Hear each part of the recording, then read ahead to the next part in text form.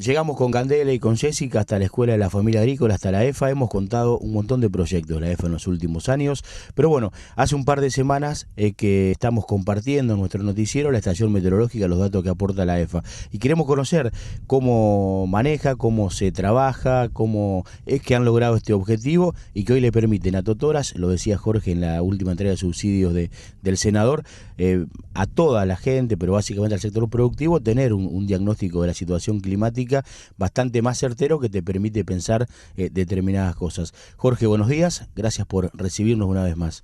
Buenos días a ustedes, buenos días por acercarse también acá a la escuela.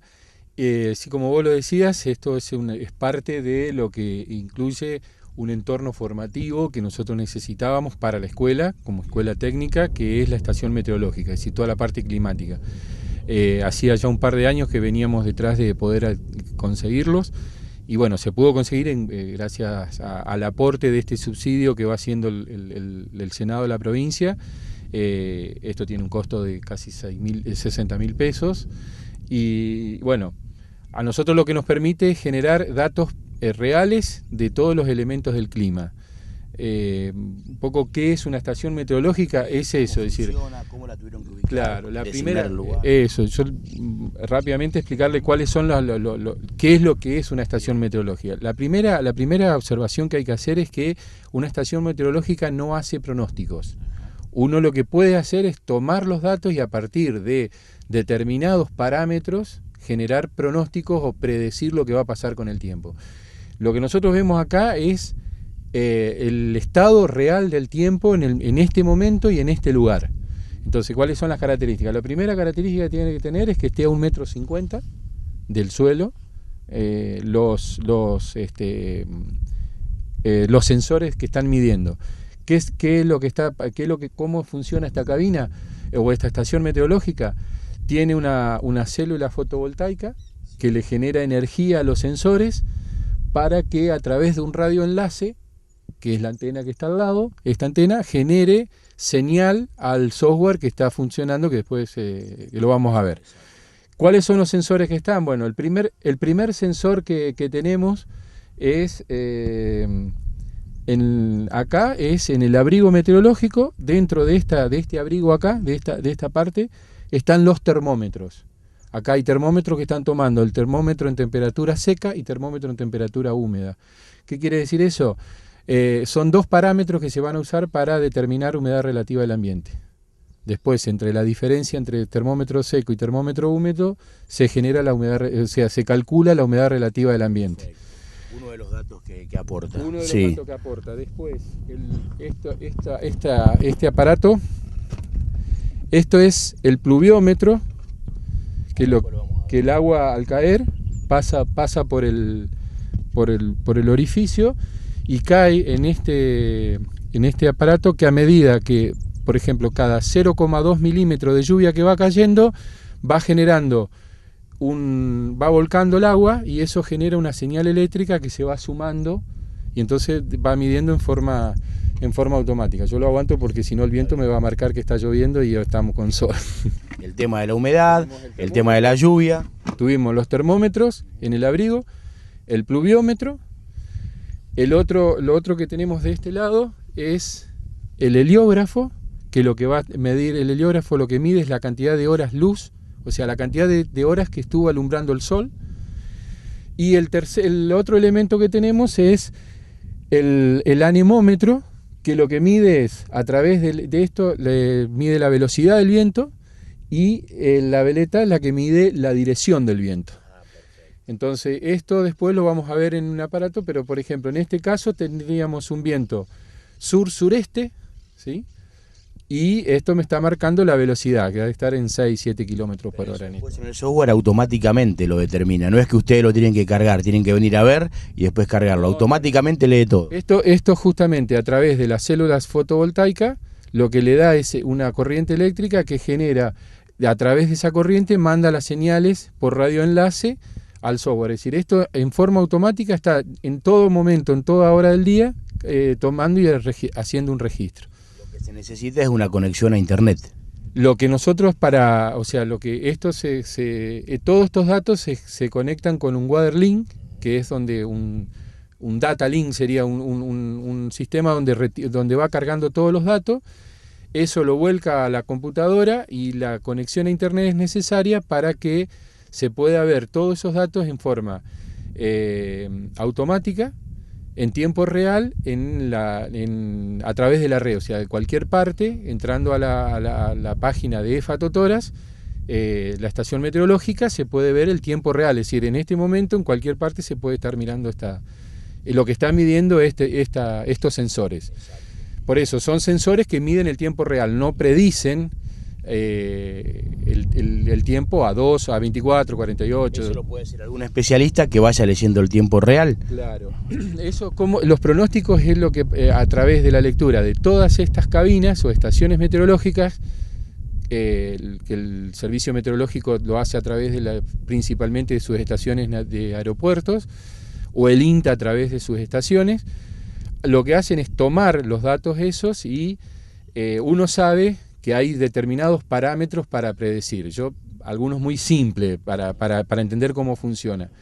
Lo que sí nosotros tenemos, y el otro aparato que está acá también es el barómetro, que me estaba olvidando, que es el que mide la presión atmosférica. Entonces, por ejemplo, sabemos que si nosotros tenemos una presión atmosférica normal, que en esta zona es 1013.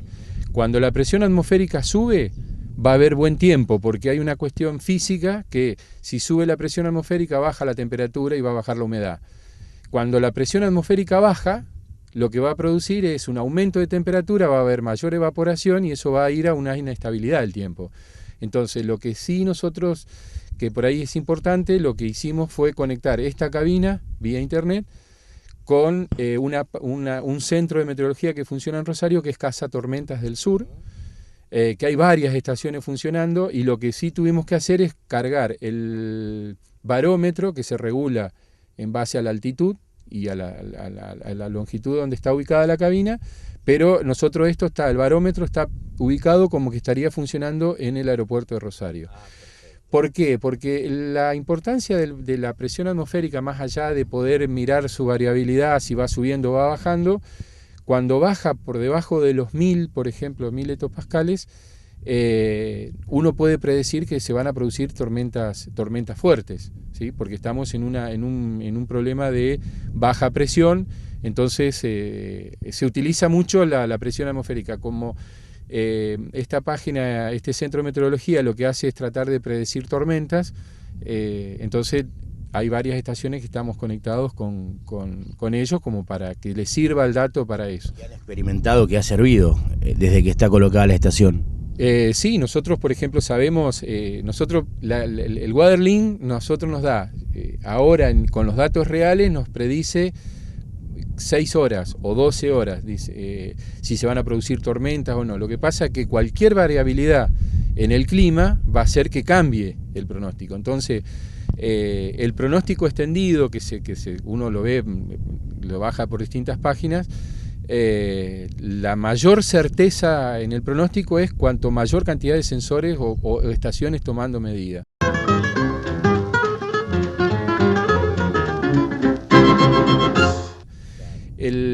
Una vez se dice, ¿por qué le erran tanto a veces a los pronósticos? El problema es que en Argentina no hay un sistema integrado de estaciones meteorológicas. Por ejemplo, esta estación la instaló una empresa que en Argentina tiene, me decían ellos, más o menos en este momento unas 2.800 estaciones como esta o más completa funcionando. Están todos los aeropuertos, todas las estaciones de INTA, todas otras estaciones, porque hay otras estaciones que también pueden estar tomando, y no ninguna está interconectada entre sí. Entonces, cuanto más estaciones conectadas estarían, más certeza uno tiene, o sea, de poder acertar con el pronóstico. Y bueno, desde el punto de vista agrícola, como para completar, a nosotros lo que nos estaría faltando, que serían datos que también servirían mucho para los productores y para lo que es el tema de agricultura de precisión y fumigaciones, es nos estarían faltando los geotermómetros, que estarían tomando la temperatura del suelo, eso para ver, por ejemplo, ¿Qué dato, para qué me sirve un geotermómetro? Para saber la temperatura de germinación de un maíz o de la soja. Nosotros sabemos que un maíz... ¿Estaría en una sola estación y serviría ese dato para un radio determinado? Esa misma estación estaría tomando la temperatura del suelo, que no habría demasiada variabilidad. O sea, después uno tiene que ir a cada lote, porque cada lote es un ambiente distinto. No es lo mismo un lote con un rastrojo o con un barbecho de maíz a un lote de rastrojo de soja, o a un lote que viene de pastura, a un lote trabajado, un lote de siembra directa. O sea, cada lote después tiene su ambiente, pero sí serviría para saber cómo va variando la temperatura del suelo y si va calentando o está estabilizado. ¿Eso lo pueden agregar, Jorge?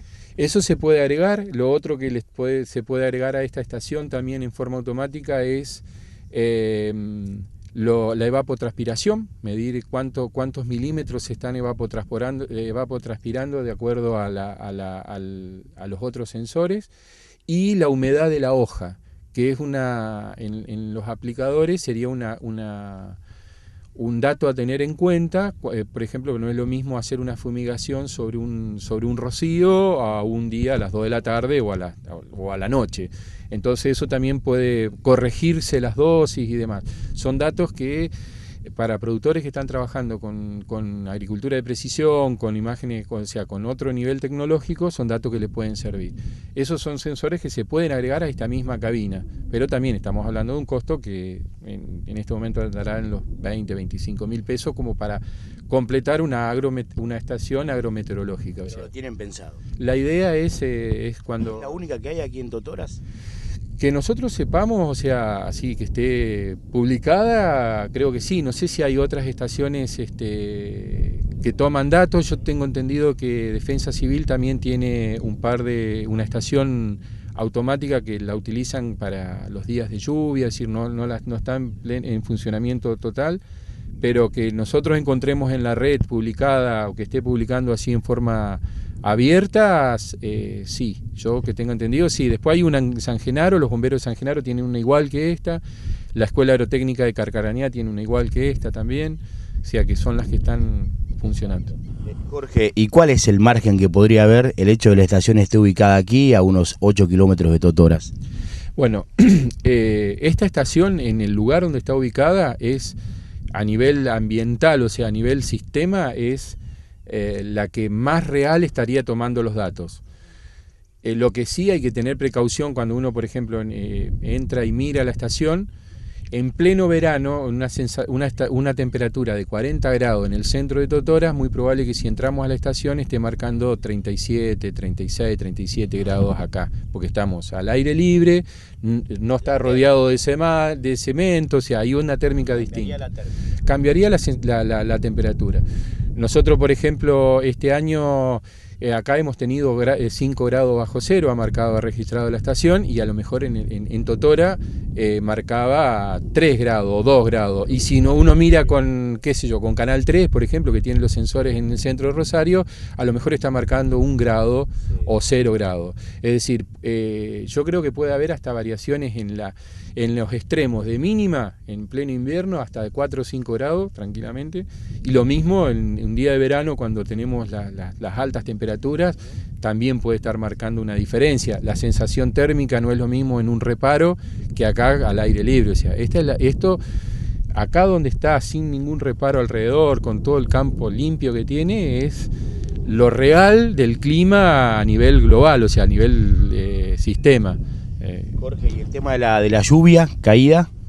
Y bueno, el tema de la lluvia caída lo que va haciendo es haciendo un registro real, por ahí para internet, para cuando miran la página hay que tener en cuenta que la estación a las 12 cambia, entonces cuando miran los registros a veces que llueve de noche hay que tener en cuenta que a las 12 pues, empieza a contar de cero.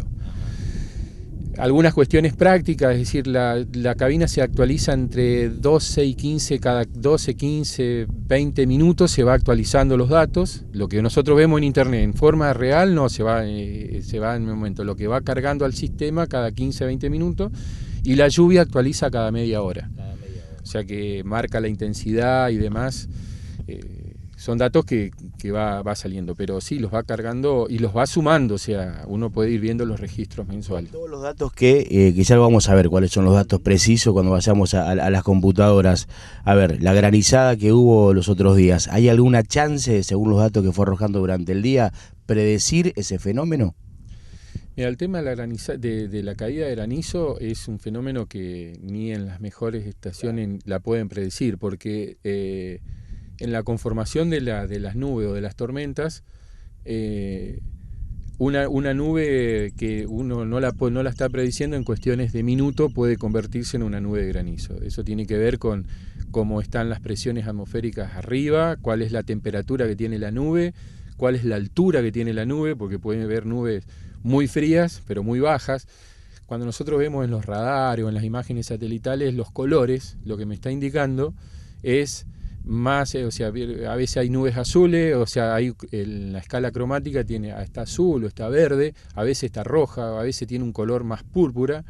Eso es por la temperatura que tiene. Más frío está la nube, más condensado está el hielo. Entonces lo que hace el radar o lo que hace la imagen satelital, que la imagen satelital muestra la nube desde arriba o el tope nuboso de arriba, el radar lo marca de abajo, es a través de una señal o una microonda, lo que está marcando es la intensidad con que rebota esa microonda.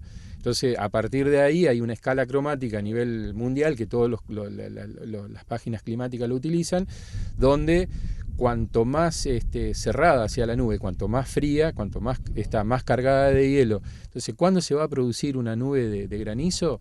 Esto es incluso a muy corto plazo no se puede predecir, más a veces a estar atento y visualizar el color de la nube, la posición y demás, pero predecir con días de anticipación la probabilidad, o sea, con certeza es muy difícil. Por eso yo lo que veo que a veces en los pronósticos lo que dicen es probabilidad de caída de granizo. Quiere decir que casi siempre lo ponen por las dudas. Y se pone más por las dudas, porque más, o sea, duele menos cuando erran que cuando que después no pasa, que cuando no dicen y pasa. Después de aquella granizada grande, todo lo que pasa en Capital Federal repercute diferente. Aquella granizada grande que no habían preanunciado, después de ahí en todos los alertas ponen posibilidad de granizo. Claro, porque es decir, los pronósticos se hacen sobre simuladores. Entonces, esa simulación dice que si en tanta presión atmosférica, tal carga de humedad, las nubes con tal temperatura, el viento se puede llegar a producir. Entonces, lo que es, se puede predecir la intensidad, de la lluvia, se puede predecir la posibilidad de la caída de un granizo, pero después, ¿dónde?